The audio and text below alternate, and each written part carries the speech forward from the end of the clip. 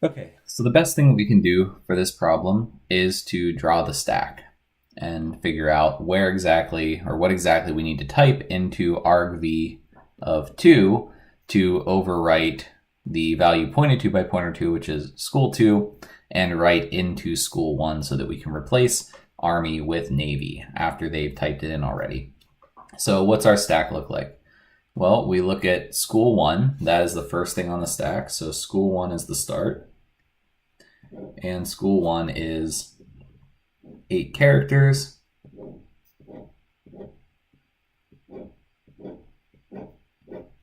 And those characters are going to hold Army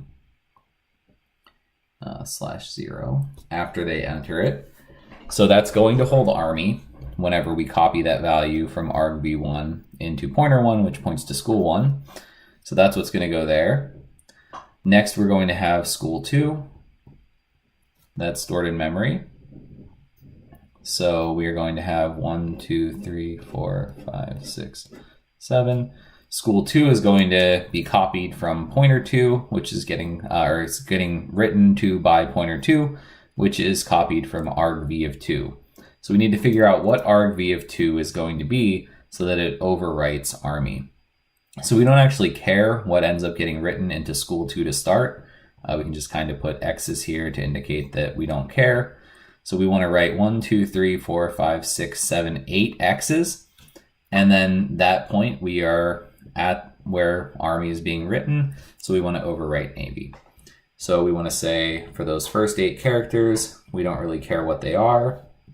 And then we're going to input Navy at that point. And this is a string, so the null terminator will be added for us, right? We don't actually see it here in the input to the program.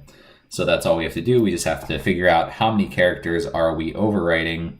In this case, it could have been a little faster if we just look at the fact that school 2 is 8 bytes and due to the fact that how our stack is allocated, we would have school 1 down here and school 2 up there. So if you wanted a faster way to do it, you could just sort of look at the fact that these are 8 bytes each. So we need 8 characters until we put in something to overwrite school 1. And keep in mind that, again, since they're characters, they're strings, they're just stored top down. So we don't have to do any sort of little endian stuff here. Part E, final question. Which of the following statements is /r true of command line arguments in general? argc is of type integer. We can check, yep, int argc. Depending on the user entry, argv can be of any type. Nope, that's not true. It is always going to be of types char star for strings.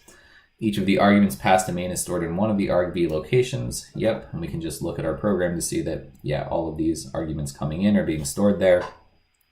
argc holds the total number of command line arguments available with the program. We asked you that in one of the questions, so that's definitely true. argv is an array. It uses this bracket syntax, so yes, that is also true. So that's the exam. Let me know if you have any questions, and hopefully this helps.